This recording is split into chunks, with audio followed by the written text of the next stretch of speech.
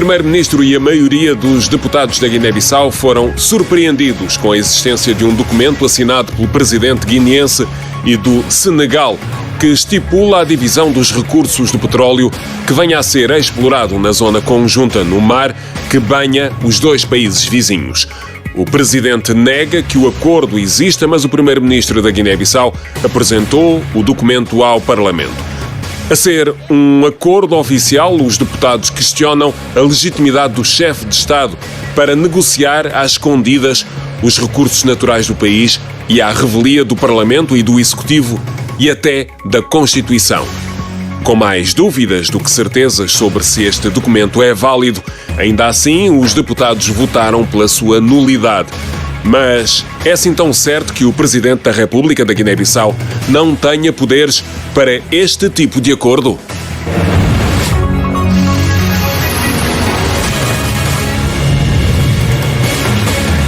Esta semana recebemos Edmundo Mendes, Armando Mango,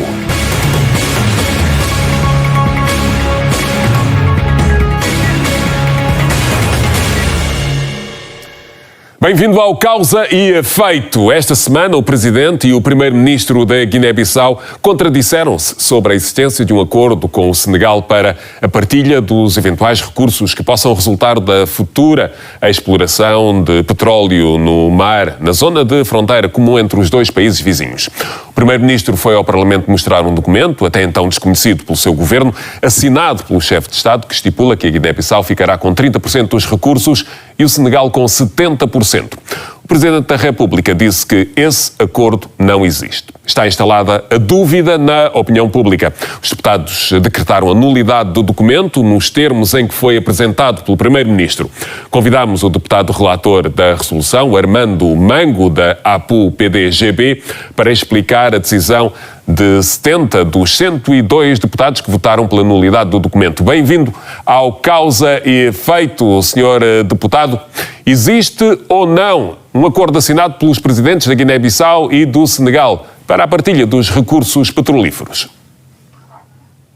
Sempre a partir de outubro do ano passado, os deputados foram ouvindo boatos de ter havido um acordo assinado entre o presidente do Senegal e o presidente da Guiné-Bissau. Foram denunciando esses boatos no Parlamento e tiveram sempre como resposta uma negação categórica de haver um acordo assinado entre os dois presidentes dos dois países. O que acontece é que no dia 13 passado foi-nos apresentado pelo primeiro-ministro um documento que é intitulado Acordo entre o Governo da República do Senegal e da República da Guiné-Bissau sobre a exploração de petróleo. Então, esse documento foi fornecido oficialmente para o primeiro-ministro, a pedido dos deputados, à Assembleia Nacional Popular. E foi aí que nós todos, que já ouvíamos o boate, confirmamos existir um acordo assinado entre o presidente do Senegal e o presidente da Guiné-Bissau. Esse acordo é oficial, então? Esse documento foi-nos entregue pelo primeiro-ministro, por isso acreditamos que seja um documento oficial. Por que é que os deputados se opõem? É que a exploração de recursos naturais na Guiné-Bissau, através de um acordo entre dois países, tem regras que estão estabelecidas na nossa Constituição e que exigem que o Parlamento não só tenha conhecimento, como autorize que haja assinatura sobre essa matéria.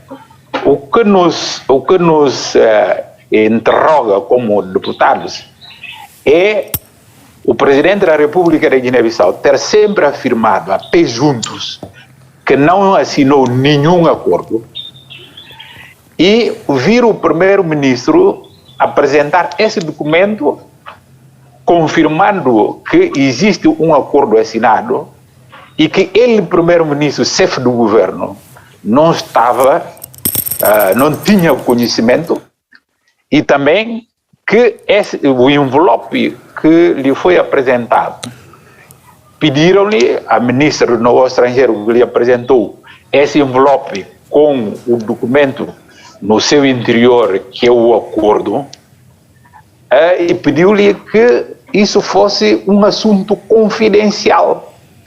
Então, um acordo relativo a recursos naturais da Guiné-Bissau deve constituir uma confidencialidade a ponto do Parlamento, que é um órgão de soberania, não estar ao corrente, a ponto de os representantes do povo não estarem ao corrente.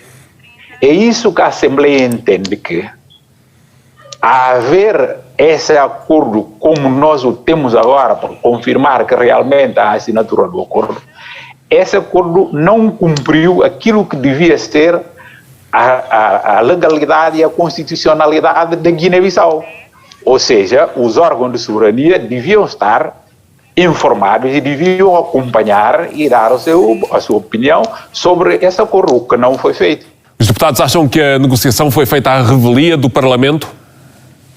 A revelia da Constituição e concomitantemente dos órgãos, restantes órgãos da soberania, dos deputados, que são representantes do povo, inclusive. O Presidente tem legitimidade para assinar acordos, mas desde que não sejam sobre recursos naturais. É esse o entendimento? O Presidente, para nós, estamos num semipresidencialismo. Como sabe, a Guiné-Bissau é um regime semipresidencial e o chefe de Estado é um coordenador, é o representante do Estado.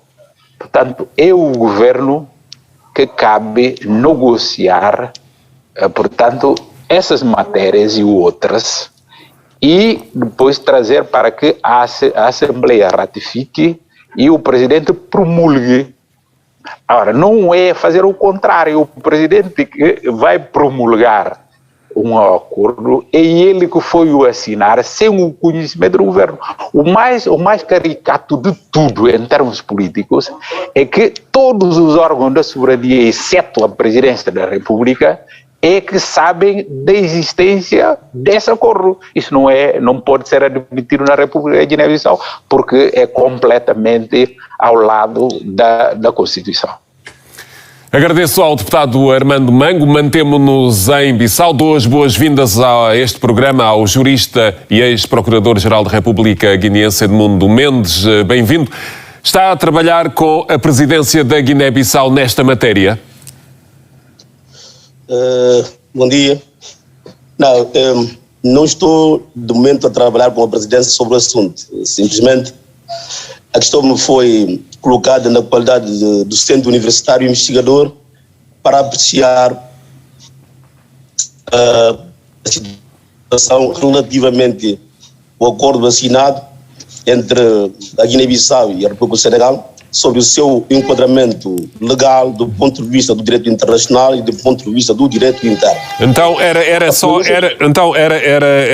preciso fazer primeiro este ponto de situação para tentarmos entender a qualidade das suas respostas. Então não tem vínculo. Então, começo por lhe questionar. O Presidente declarou que não assinou um acordo que contempla a negociação de recursos. O que está previsto, pergunto-lhe, é se ele tem legitimidade ou não para o fazer. Muito obrigado. Eu gostaria só de responder essa questão, antes de responder a tua questão de forma afirmativa ou negativa, eu só queria fazer algum enquadramento na matéria que prende com a questão da conclusão ou elaboração dos tratados internacionais.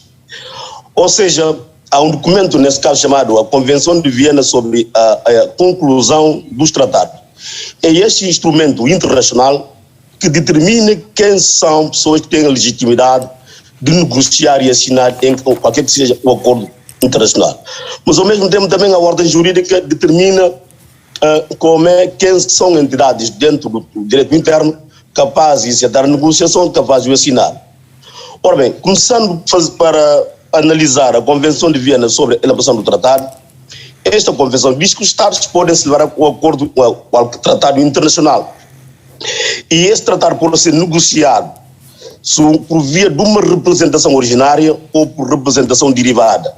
O que significa representação originária? Significa que a negociação pode ser realizada, nesse caso, pelo próprio chefe de Estado, chama-se representação originária, ou pode ser também por representação derivada, ou seja, pode ser por via do Ministério do Negócio Estrangeiro, ou por outra forma de representação diplomática, ou por alguém que o governo ou o Estado entenda considera os plenos poderes para negociar acordo e, consequentemente, vincular o Estado.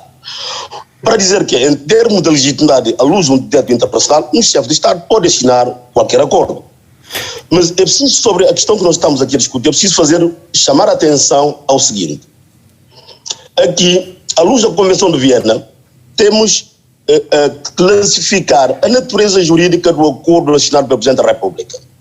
Este acordo que nós estamos a discutir sobre a questão da partição dos recursos petrolíferos com a Guiné-Bissau, se é um acordo que reveste a característica de um tratado solene ou se é um acordo chamado acordo em forma simplificada. É importante que se diga isto, porque a tramitação do tratado solene e a tramitação do acordo sob forma simplificada que está prevista no artigo 12 da Convenção de Viena obedecem tramitações diferentes. Mas aquilo que nós gostávamos de entender é se para um ou para o outro o Parlamento é chamado, o Governo é chamado a dar os seus contributos, no fundo é isso? Não, o fundo é este. Quem negocia normalmente em termos constitucionais da Guiné-Bissau, em termos do direito interno, quem negocia acordos e convenções internacionais compete ao Governo. Mas o problema é esse. É preciso saber o seguinte: se o governo negociar um acordo que tenha a natureza de um tratado solene, este tratado tem que ser negociado pelo governo e, consequentemente, ser submetido à aprovação da Assembleia Nacional Popular e, em seguida, para ratificação do Presidente da República. É esse o procedimento interno. Mas, para sermos concretos, o acordo que nós estamos aqui a analisar chama-se o acordo em forma simplificada. O acordo em forma simplificada, segundo a Convenção de Viena, que orienta o processo da conclusão do tratado, determina que este acordo vincula o Estado parte com assinatura. Ou seja, se a Guiné-Bissau assinar, através do chefe de Estado, assinar essa convenção negociada pela comissão que tinha sido indicada para o efeito no mandato do ex-presidente José Mário Vaz, se o presidente aproveitar a substância da negociação feita pelo anterior presidente daquela comissão e assinar um tratado, este naturalmente vincula o Estado da Guiné-Bissau. Então, muita atenção, mesmo que essa matéria, eu só vou chegar lá, mesmo que esta matéria seja matéria que é de natureza reservada à competência nacional, nacional popular. Então porquê que não há aqui um conflito de legitimidades entre aquela que é do Presidente e a do Parlamento? Não, mas é isso que eu queria esclarecer. Na matéria das convenções, ou dos chamados acordos em forma simplificada, esses acordos vinculam ao Estado com a assinatura das pessoas que foram conferir o poder ou como Presidente da República. E nesses termos, quando a matéria for assinada com a vinculação imediata ao Estado da Guiné-Bissau, não podem este acordo voltar à sede da ANP para efeito de aprovação.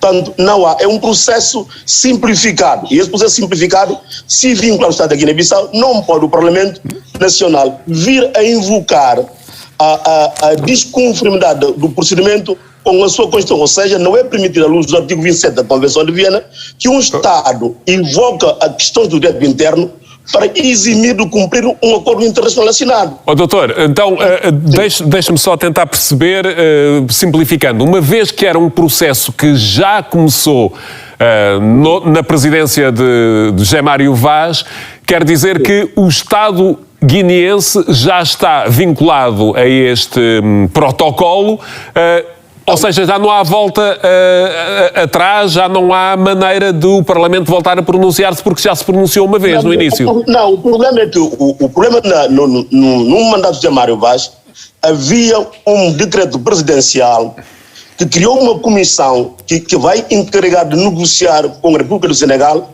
a renovação do acordo depois da Guiné-Bissau ter o denunciado em 2015. Ora bem, eu não estou a afirmar que seja por via deste decreto que o Presidente da República assinou o presente acordo que estamos aqui a discutir. Eu não vou defender isso, mas presumindo que não foi extinta essa comissão, previsto que ela mantém-se em vigor. Ora bem, se por aí que ele partiu para assinar o acordo, não posso afirmar, nem por aí se houve uma outra negociação a par das negociações iniciadas. Não vou discutir sobre isso. O que eu pretendo chamar a atenção é o seguinte: quando nós estamos perante é preciso distinguir a natureza jurídica das convenções internacionais.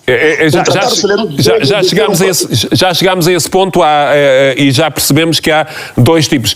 Doutor, o Presidente da República disse que não assinou um acordo. Aparentemente há um acordo assinado. Em que posição é que fica a Presidência da República em face da divulgação pública desta informação? Não, mas como pode calcular, eu não posso, de facto, estar a responder para a presidência daquilo que o Presidente diz ou deixou de dizer.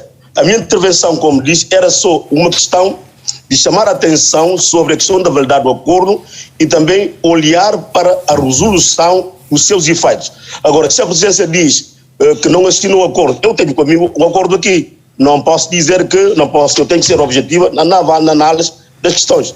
Mas sobre as declarações do Presidente da República, só lhe compete dizer que eu tenho um acordo comigo aqui, assinado pelo Presidente da República da Guiné-Bissau e assinado pelo Presidente da República do Senegal. Sr. Doutor Edmundo Mendes, muito obrigado pela sua disponibilidade ao Causa e Efeito. Infelizmente não temos mais, mas ficou esse contributo muito elucidativo relativamente à natureza dos acordos que podem estar aqui em cima da mesa. Agradeço a sua disponibilidade.